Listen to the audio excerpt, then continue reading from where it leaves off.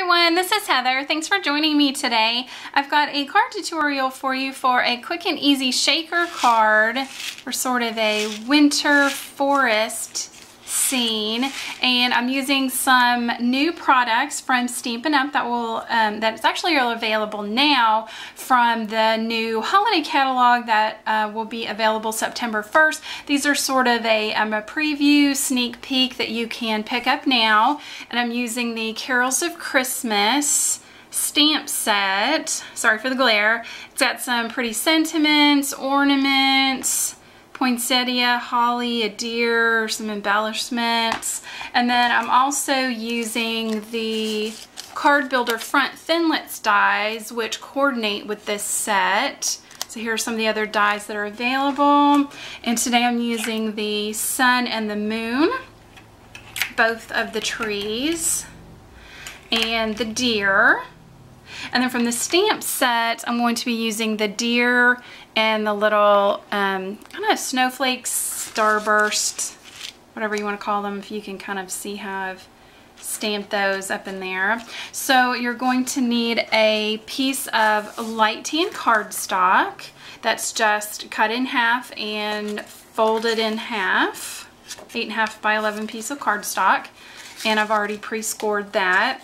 A dark blue and white or cream piece of pattern paper, and this is from the Eastern Palace from Stampin' Up, and this has been cut to 5 1/4 by 4. Need a piece of cream cardstock that's been cut to 5 by 3 3/4. You need a piece of window plastic, sheet, window acetate, whatever you've got handy. That's clear, thin plastic.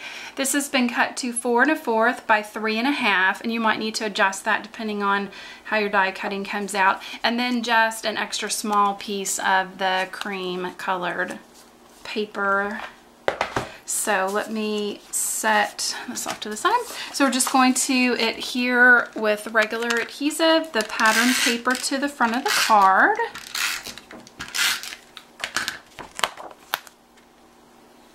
And get that centered. And we'll set that off to the side for a second. We're going to grab our 2 pieces of cream, and I'm using the soft suede ink from Stampin' Up to stamp my deer on the small piece of cream cardstock. That looks pretty good.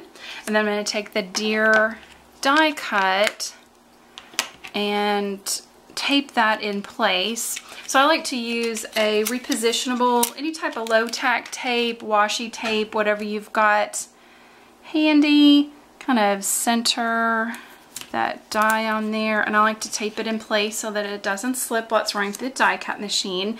Then we're going to grab our other dies and kind of build a scene. You want to lay the sun and the moon on your cream piece of cardstock, and you want to leave enough space. You don't want it to come up all the way to the top. You want enough space so that you have room to add some tape to the back where we're adhering the acetate. So be sure just to leave a little bit of room there.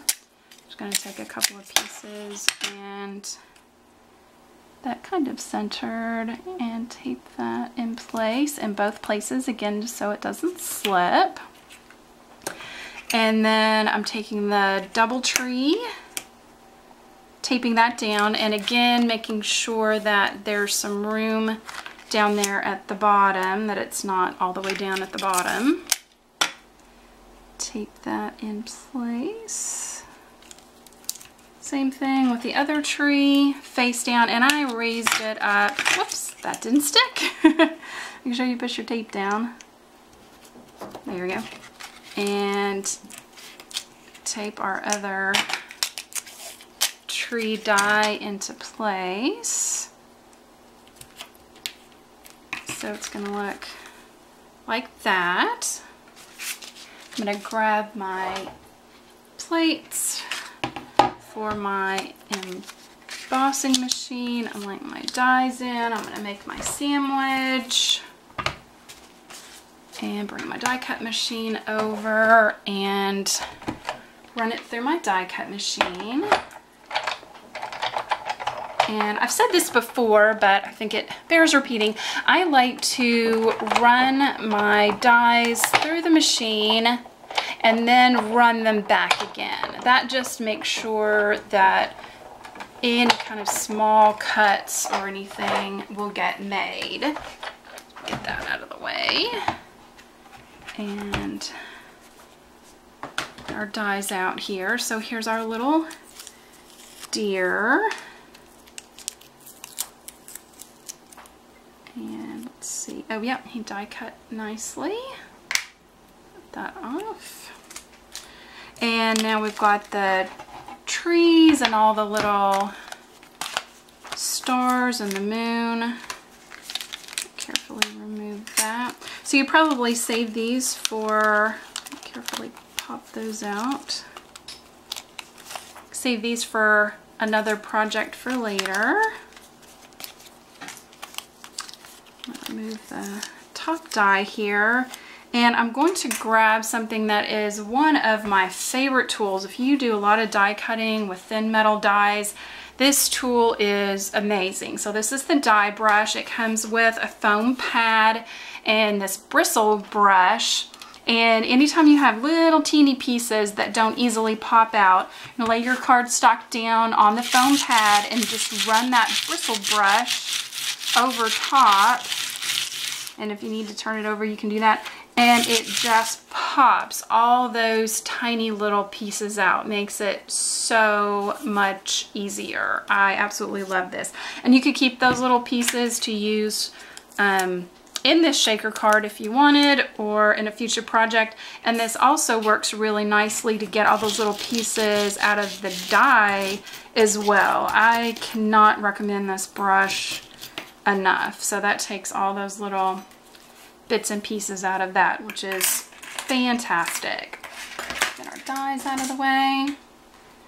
And so here is our scene that we've die cut. So I'm going to turn it over face down and grab our window plastic, and we're going to adhere that into place. So you just want your window plastic to be slightly larger than your die cut image and slightly smaller than your piece of cardstock. And I have got some Scotch tape, and it is a little wider than what I need. So it's actually really simple to just tear it into thinner strips. It might not look so pretty, but no one is going to see it. And that way I make sure that I've got tape that doesn't show. And if it hangs off the edge just a little bit, you can take your scissors and do that. So I am going to tape this all the way down. I will be right back. Okay, so I'm back, and I know it's probably difficult to see, but I have just run just regular Scotch tape around the edge there, and I have taped my acetate to my cardstock. I'm gonna bring my card base back over, and I have mixed up some glitter, just some regular plain kind of clear white snowy looking glitter, and some pink, white and gold sequins. I've just kind of shaken those in my tray, and I'm going to make a little pile of those on my card base. And we'll kind of scooch that over just a little bit. And then on the piece that's been die cut with acetate, I'm taking strips of foam tape and kind of doing the same thing that I did with the regular tape, and I'm just going to tape that all the way around, making sure that there's no gaps. So I'm going to do that real quick, and again, I'll be right back. Okay, so it may not be pretty, but I've got little strips of thin foam tape around, and I'm just removing the backing paper.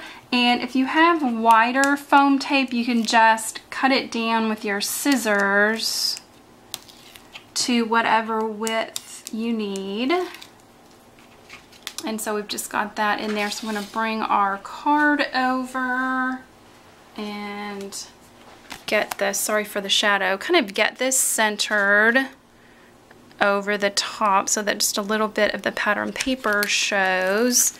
And you want to push that down really well so that nothing gets loose inside there. You can see that.